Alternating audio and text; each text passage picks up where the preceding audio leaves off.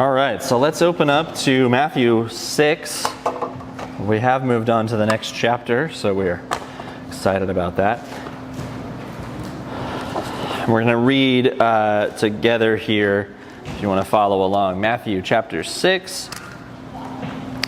And I'm going to read all the way down through 18.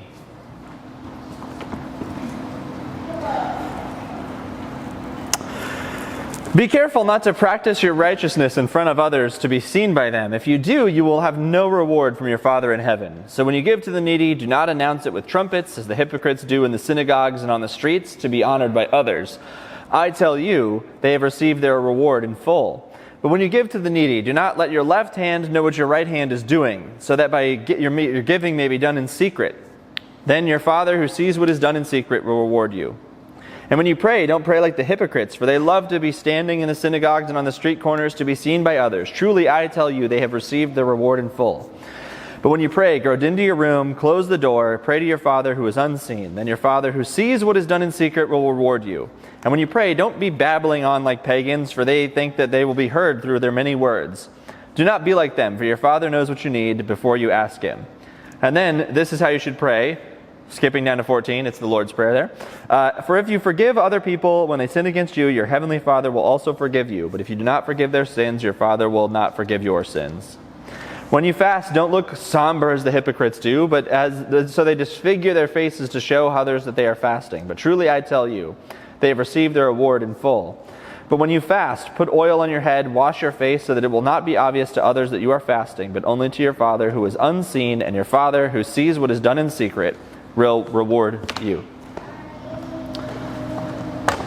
We made it through our section of "You've heard it said, but I tell you." All those explaining and fulfilling of those laws, and we're continuing with Jesus establishing this upside down kingdom. So driving on the wrong side of the road, head-on collisions, living opposite of the way that the world tells us to.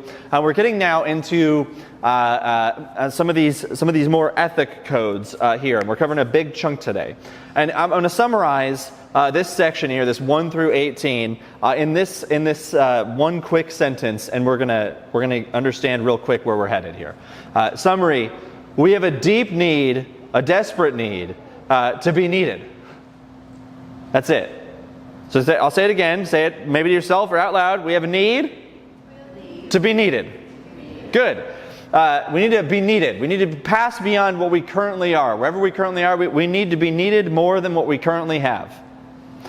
So you take something that's beautiful and God-given, right? This desire to be loved. We've talked about this relationship He sets up, what this connection between humanity in this previous chapter, this fractured human relationship, how we're going to mend them, like don't even be angry, don't lust after people, don't do all these things. Like this is the deep meanings. This beautiful thing, and we're allowed it to be perverted in some way because of our need for the self-life. We take that need to be loved and desired to be in this community, and we turn it in on itself so that need of ourselves becomes elevated beyond what anything else was. So we're good. We want to be in relationship with another. It's good we treat each other right, but I better be treated righter than everybody else. This is what we're going to start addressing, this deep-seated need. I tell people, I'm teaching at Indiana Wesleyan right now, Old Testament, and I said the one sentence, if you know this sentence, you've got the whole Old Testament story figured out. You've got it all, you've situated it all thing. Summarize it as this. The Old Testament is a story of God's relationship to people. So everything comes back to that relationship. So we're dealing with this interrelationship and how our relationship is more important than everybody else's. We're going to tear it apart. So Jesus in these passages that we just read has a lot of motives. All of these are interior disciplines in these three. They're three things that we do. Their disciplines are the very heart. They play themselves out in an action, though. It's something that you do. It's a discipline you could do here, but it plays out in some sort of outward action that we're going to do. And the first spiritual discipline is not the one that you would think it would be. If I were to tell you what is the spiritual discipline that's probably the one that we should practice the most, and it's probably the real important, and Phil, if you ask me which one we should be doing every day, you would probably answer the spiritual discipline we should do is, Now you'd think that'd be number one, right? You think it's right, be like, when you pray, right?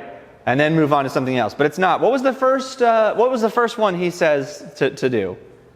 When you do what?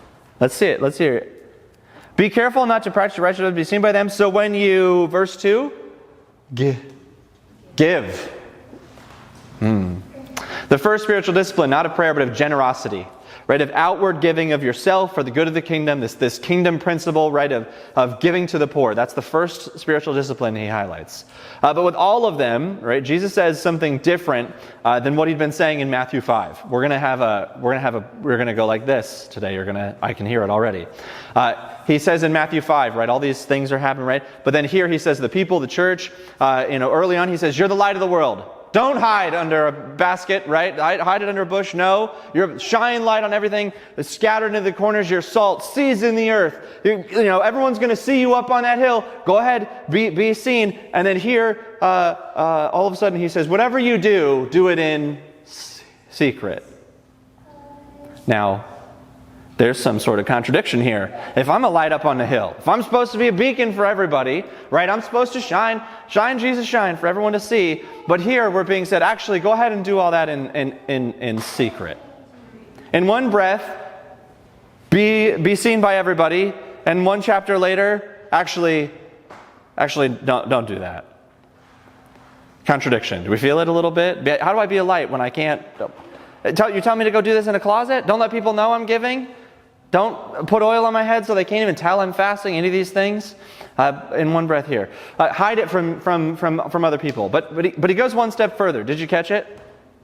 So not even that, but he says, verse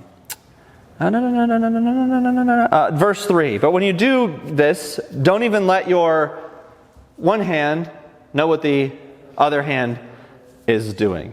When you pray, don't wax eloquence. Right? Go into a secret place. When you fast, don't make it about martyrdom. When you're suffering for how you're suffering for the kingdom. You're letting go of the things, of these good things so you can show the world how spiritual you are. Now everybody's going to know. It's just the greatest thing in the whole world. But he says, hide it from yourself. Don't even let this hand see this hand do anything. Don't make it about that. We're going to keep breaking this down. Don't do any of these things because you expect to have a reward. Did you hear it over there over and over? Truly I tell you, they've received their reward in full. Truly I tell you, they've received their reward in full. Truly I tell you, they've received their reward in full. You're not doing these things to receive a reward. Let's go back to 5, right at the very beginning here, and he says, don't be mad, or don't kill anybody. If I kill you, is that an outward thing?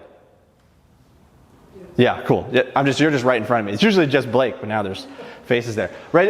Everyone's going to know I murdered you. But he says it's not about that. It's actually about don't even be angry.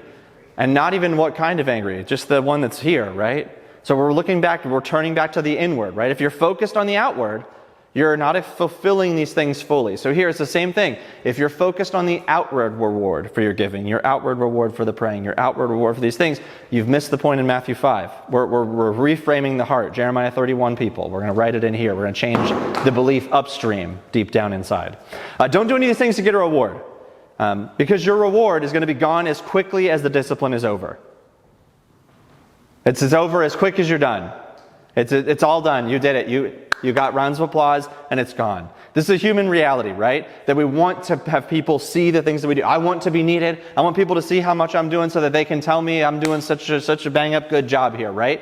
We have a really incredible gift at perceiving really good things and then turning them into bad things. We're really good at it. We're so good at making a good thing a bad thing. And so in this very first verse, he says, be careful not to practice your righteousness in front of others to be seen by them. Now here's a question. Talk amongst yourselves. I'm going to ask, and then we're going to see what we come up with. What does he mean when he says, practice your righteousness? How do you do that? How do I practice being righteous? Go ahead. 30 seconds. What is righteousness? And how does one even practice that? How do I practice it? Just communicate for a few seconds here, and then if anybody has a great idea, I want to know what that means. What is righteousness, and how does one even practice doing that?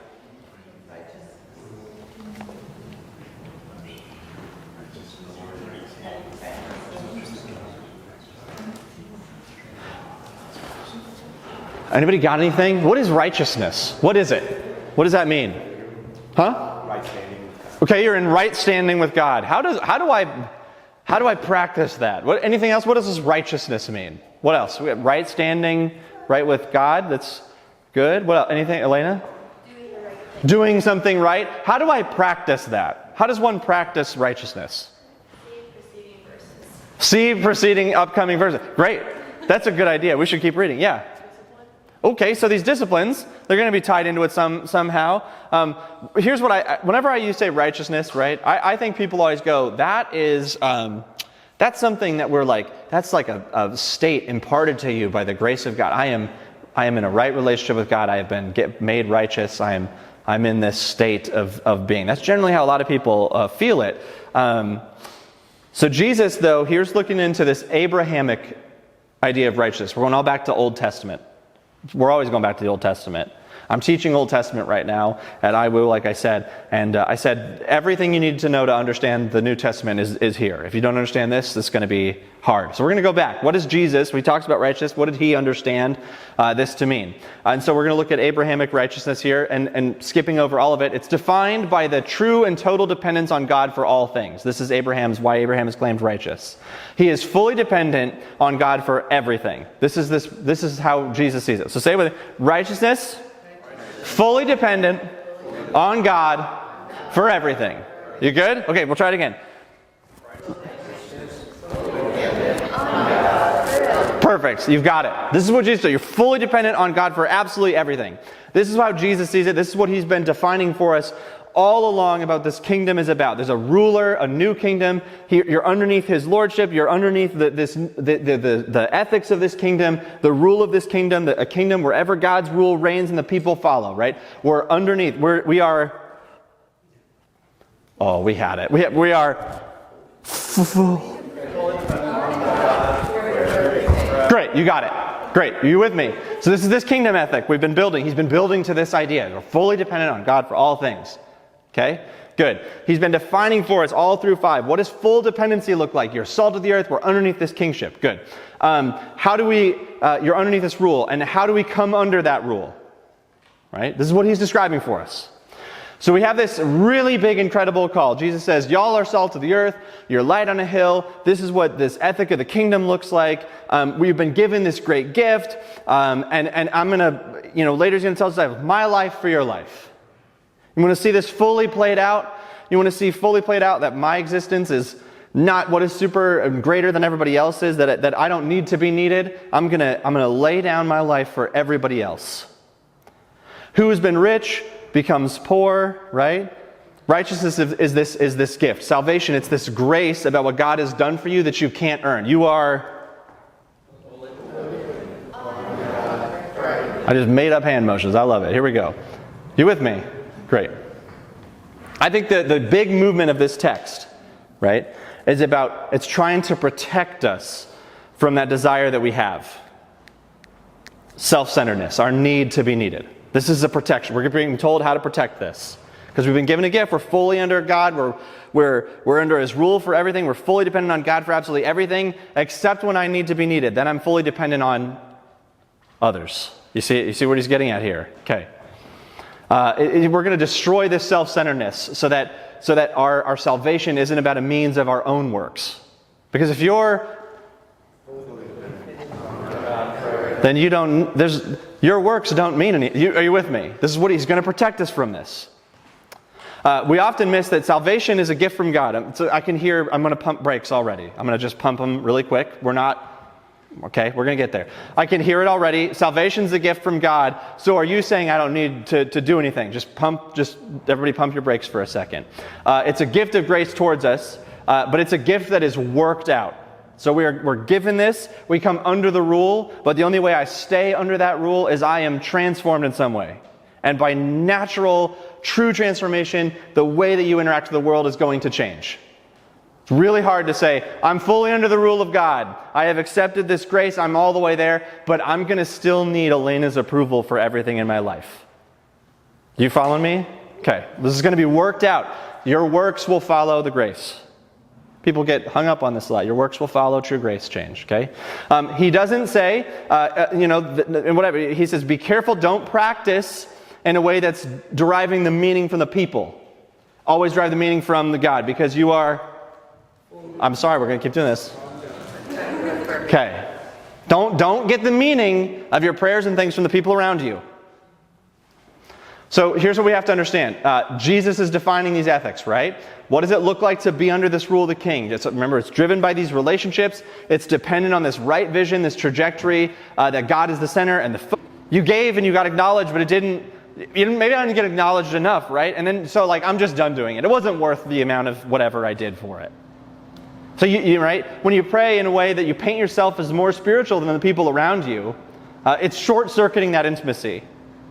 There's a great parable in Luke we're going to talk about. The parable of the tax collector and the Pharisee about prayer. We'll get to it, but keep this in mind. When you make the prayer about you and the self-centeredness, it short-circuits that real intimacy. And so then prayer becomes frustrating because you're not connecting with God the way that you thought. And so you're praying the wrong way, your heart, and so you're like, it's nothing's going on here. You with me? When you fast, don't tell everyone how hungry you are, right? When spiritual disciplines are practiced with the wrong heart and the wrong way, you just stop doing them. And we live our self-important lives. And then our lives we're losing some efficacy. We're impotent, right? We can't, this disconnection is there. And so when spiritual disciplines are practiced with the wrong heart and the wrong way, it's just toast. And so Jesus wants us to receive the gift of himself, which comes through this real, tangible intimacy, right? Fully dependent on God for everything. And it comes from seeking God for the purpose and one purpose only. Doing these disciplines for a single purpose only. And that is to know God, and that's it. There's no other reason to do it. Because if you are fully dependent on God for everything, then all of your actions are to bring that relationship in right order. So he gives us 3 examples, and we're going to fly through them here, to be played out in our main relationships. So repeat after me. Here we go. You ready? Charity, which is a relationship with others. How about this one? Prayer. Good, right? Which is a relationship with God. And the last one is fasting, which is a relationship toward ourselves. See all 3 of them? Charity, my relationship to others. Prayer, my relationship to God. And fasting, my relationships towards ourselves. We'll get them. Each one of them has an exception to them, okay? I want you to see if you can hear the word. I want to see if you can hear the most important word in this whole thing. Ready? I'm going to read just a couple verses. So when you give to the needy, and when you pray, and when you fast. Did anyone hear the important word in there? When. Phil, I'm not liking the direction the sermon is going at the moment, right? When. When you decide to pray, when you decide to fast, when you decide to be charitable. You don't get to decide. Did you hear it in there? He says, he doesn't go, hey, if at some point you decide to fast, you should do it like this. When you fast, when you pray, when you give. I wish sometimes it said if. It's be a lot easier, wouldn't it? But when. Okay. And then he follows it up with a warning. He says, hey, when you do this, don't do it like this. And it's always this pattern. Hey, when you do this, don't do it like this, just to be seen. Okay? The desire to present ourselves as more religious than we really are. And then he follows it up with an instruction, and he closes it with a reward. Okay? We're going to do one, really dive into it, and then you'll see the pattern for the rest of them. Okay? Matthew 6, 1 through 4, just so we can hear it again. Be careful not to press your righteous for others, but reward Father in heaven. 2, and when you give to the needy, don't announce it with trumpets as the hypocrites in the synagogues do, in the streets to be honored by others. But truly I tell you, they've received the reward in full. But when you give to the needy, do not let your left hand know what your right is doing, so that your giving may be in secret. Then your Father sees what's done in secret, rewards you. It's fascinating that the first discipline, again, is not prayer. It is giving. Right? Our intimacy with God is somehow connected to a right understanding of generosity. Now, Phil, why would that be? Because generosity defines the entire gospel message. It's pretty generous that one man, God, man in flesh, is able to forgive it. That's a pretty generous gift. I don't know if you've met other humans. I don't think we deserve it. You with me? The generosity is the very heart of the gospel. That's why we start right there, because if you can understand it, you've got the gospel. The gospel, right, it's God's outward, ridiculous generosity. And that should define the generosity in your spiritual life. Right? You giving up of yourself for the good of the world that God died for, right? This is why he begins there. The first spiritual discipline is a tangible discipline of doing outward good towards other people. Now, we don't often think about that as a spiritual discipline. If I ask people to list down spiritual disciplines, they'd be like, read your Bible, pray, fast maybe, whatever. Giving is a spiritual discipline. It's probably the most difficult disciplines because it's the least practiced. John Wesley famously said, the last thing that's converted in a Christian's life is their wallet.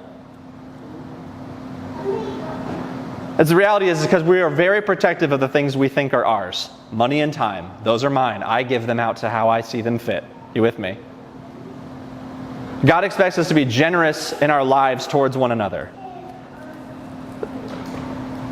The freest, I'm trying to think of the best way to do that. The freest, that's a good word, right? The freest Christians that I know, right? The ones that I'm like, man, they are just like, boom, they get it. They are the most generous with their time. With themselves. They're the most generous I've ever seen. That they're like, sure. It's insane. The guy who I was going to highlight today isn't even here. He's bald and he has a baby at home. And he has the man cold, is what I hear. He's man sick. Is that right? Is man sick still? Man flu? He's got the man flu. Huh? He's sick. I know that kid. He's sick. Right? It's the most difficult one. The things that we hold on to, right? We grip on to what's so important. And those who hold on to those things, right, that hold on for themselves, hold the world the lightest and the loosest. The people around them the lightest and the loosest. If I'm bear clawing my time and my money, I am not bear clawing the people around me. Do you see it? They're the ones that pray, Lord, everything I have belongs to you. My time, my money, my efforts. So do you know what kind of discipline it takes to actually come to the kind of place and say,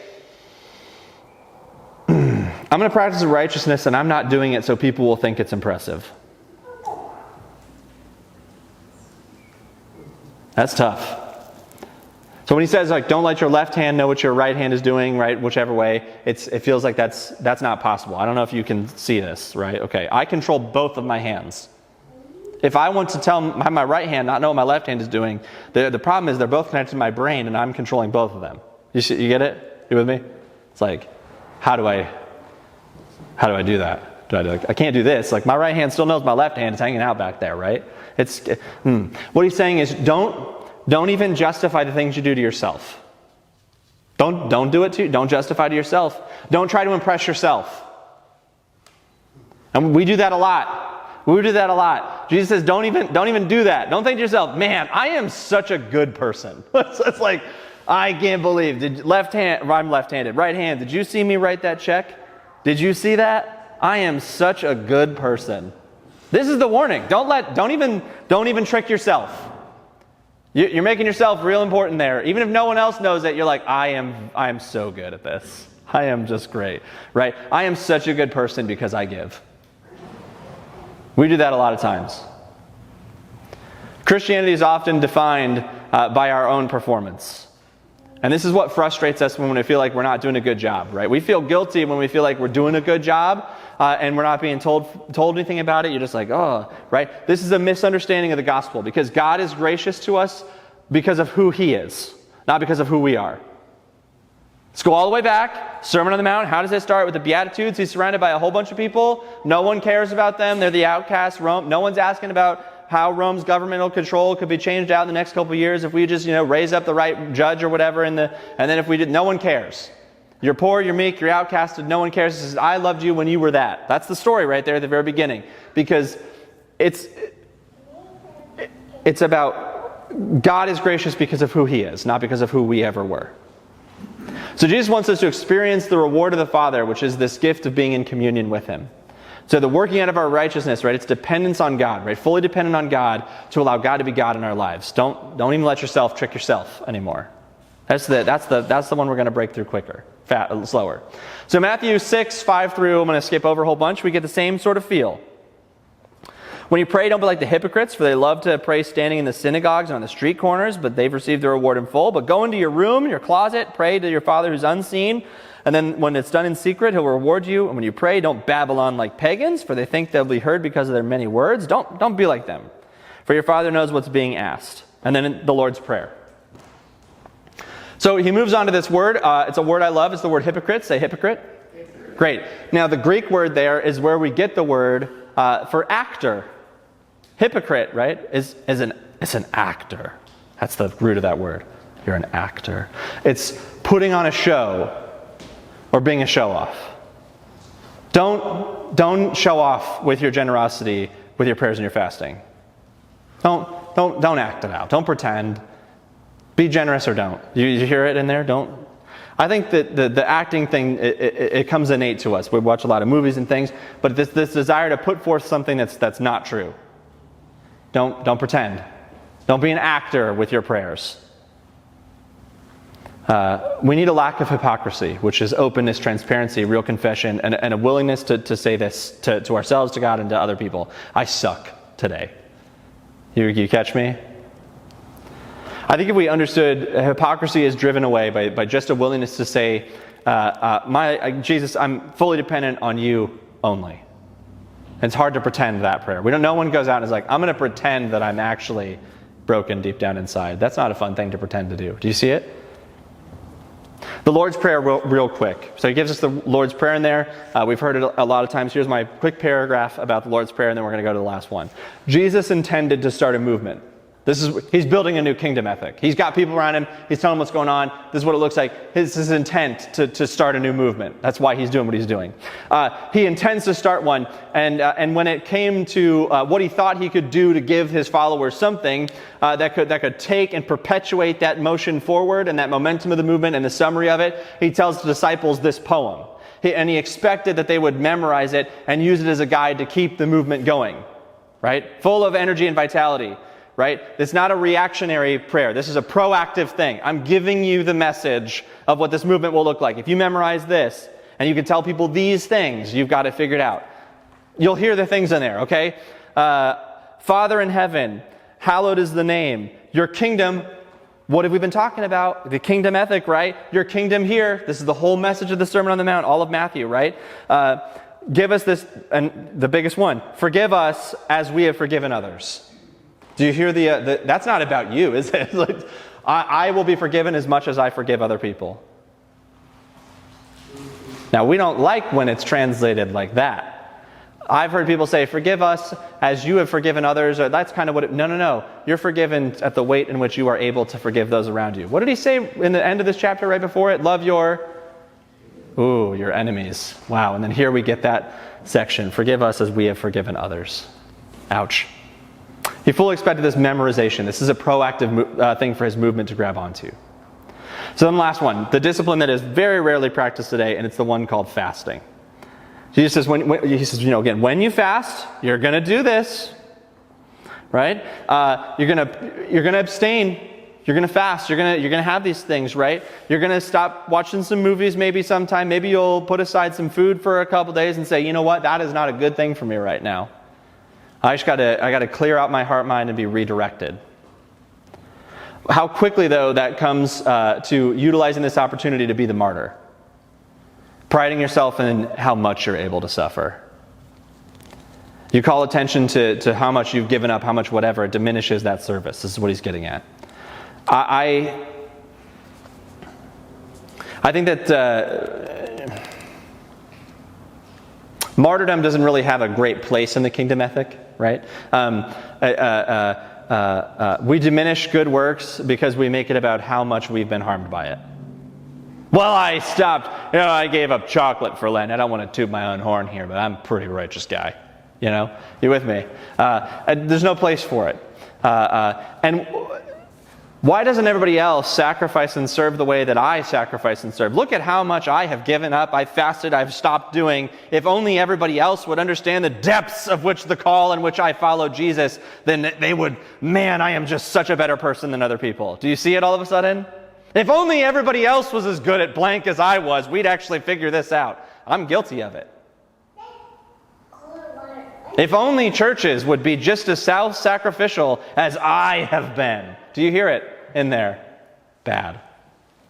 The heaping of guilt and shame on other people, it eradicates the reward once again, because we destroy that intimate communion with real people. Man, if they were just as good and as sacrificial as I was.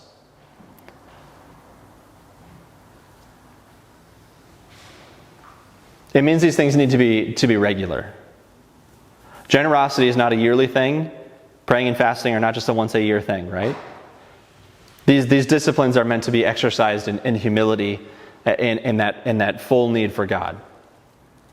Humility is not a weakness. It's a really strong understanding of who you are in Christ. Like, I know who I am in Christ just because I give that gift to Christ to have him to use me the way that he sees fit. That's humility. I'm under the rule of somebody else. It's self-forgetfulness in the sense that I'm not the center of the entire universe. If you give in secret, if you pray secretly, if you fast secretly, I'm not trying to get the praise from the people around me. I've found the relationship. I'm under God's reign. I've said this before, and it's a phrase that I type it down every once in a while, and I'll bring it up periodically, but it's a sentence I say, and it's a hard one to say, and it's one I don't know if I fully do all the time, but I'm going to say it, and then I want you to process it for a second here. If I was a people pleaser, which I am, okay, you'll understand why this is hard in a second. If I was fully a people pleaser, if that was my whole intent in my life was to please the people around me, I wouldn't follow Jesus. I wouldn't be a follower.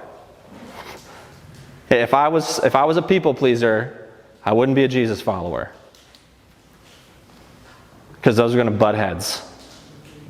The spiritual disciplines are not the thing that are to be at the forefront of the world, right? That the world sees. It's not, boy, look at how blank, blank, blank. They just, woo, right? The forefront of what the world sees is the effects of generosity on our hearts. And when we are transformed people, they will see it. Because they'll be like, dang, do you see it? They don't need to see how generous and prayerful and fasting. Boy, I am such a good person. But they're gonna see it. Are you with me? This is what it's called to see love for one another. This is what he's getting at. Break down yourself. It's not about elevating yourself. It's not about pleasing other people either. If I was still a people pleaser, I wouldn't follow Jesus. Let's pray.